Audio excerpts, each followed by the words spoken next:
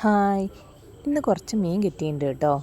തമ്മാൻ മീനാണ് കിട്ടിയിട്ടുണ്ടായിരുന്നത്. അത് കഷ്ണം മുറിച്ചിട്ടാണ് മേടിച്ചിട്ടുണ്ടായിരുന്നത്.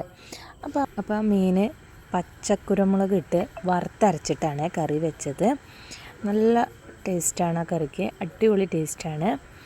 അപ്പോൾ നല്ല ഫ്രഷായി കിട്ടിയ കുരുമുളകും കൂടി ആവുമ്പോൾ കറിക്ക് നല്ല ടേസ്റ്റല്ലേ. അപ്പോൾ മീനൊക്കെ കഴുകി അതിൽ മഞ്ഞൾപ്പൊടിയും മല്ലിപ്പൊടിയും മുളക് പൊടിയും ഉപ്പും പുളിവെള്ളമൊക്കെ ചേർത്ത് നന്നായി മിക്സ് ചെയ്ത് ഒന്ന് കൈ കൊണ്ടൊക്കെ നന്നായിട്ടൊന്നെല്ലാം പാകം ഒന്ന് തിരുമ്മി ഞാൻ അത് ഗ്യാസിൽ അടുപ്പത്ത് വെച്ചു. മീൻ തിളച്ച് വരുമ്പോഴേക്കും നമുക്ക് അതിൻ്റെ അരപ്പും തയ്യാറാക്കാം. പ്രത്യേകിച്ച് വലിയ അരപ്പൊന്നുമില്ല, തേങ്ങ മാത്രം നമുക്കൊന്ന് വറുത്തെടുക്കുകയാണ് വേണ്ടത്. തേങ്ങ ഒന്ന് നമുക്ക് കുറച്ച് എണ്ണയിൽ ഒന്ന് വഴറ്റിയെടുക്കാം.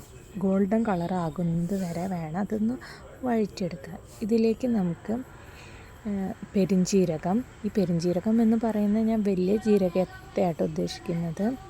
അതേപോലെ 2 വെളുത്തുള്ളി, പിന്നെ നമ്മുടെ മെയിനായിട്ടുള്ള പച്ചക്കുരുമുളകും, ഇതൊക്കെയാണ് ഇതിലേക്ക് അരപ്പിന് വേണ്ടത്. അപ്പോൾ തേങ്ങ മാത്രം കുറച്ച് എണ്ണയിലൊന്ന് വഴറ്റി എടുക്കണം ആദ്യം. എന്നിട്ട് കുരുമുളകും വെളുത്തുള്ളിയും വലിയ ജീരകവും കൂട്ടി നമുക്ക് അരച്ചെടുക്കണം. ഈ അരപ്പാണ് നമുക്ക് മീൻ തിളച്ചതിന് ശേഷം, വെന്തതിന് ശേഷം നമുക്ക് അതിലേക്ക് ചേർക്കേണ്ടത്. ഇതെല്ലാം അരച്ച് കഴിഞ്ഞാലുണ്ടല്ലോ അടിപൊളി സ്മെല്ലാണ് ഉണ്ടാകുന്നത്. ആ പച്ചക്കുരുമുളകിൻ്റെയും പെരുംജീരകത്തിൻ്റെയും അതേപോലെ വെളുത്തുള്ളീൻ്റെയും ആഹാ എന്താ ടേസ്റ്റ്.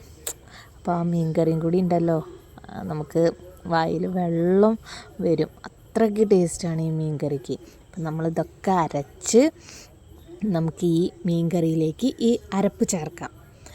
അപ്പോൾ പറയണ്ടല്ലോ, ഇപ്പം തന്നെ ടേസ്റ്റാണ്. എന്നിട്ട് നമുക്കിതിലേക്ക് അരപ്പ് ചേർത്തതിന് ശേഷം കുറച്ച് നല്ല കറിവേപ്പിലയും, ഫ്രഷ് കിട്ടിയാൽ അത്രയും നല്ലത്. എനിക്ക് അത്ര ഫ്രഷ് അല്ലായിരുന്നു എൻ്റെ കറിവേപ്പിലയ്ക്ക്. ലാസ്റ്റ് നമുക്കതിലേക്ക് ഉള്ളിയും കൂടി മൂപ്പിച്ച് കഴിഞ്ഞാൽ നമ്മുടെ മീൻ കറി റെഡി. സൂപ്പർ ടേസ്റ്റാട്ടോ.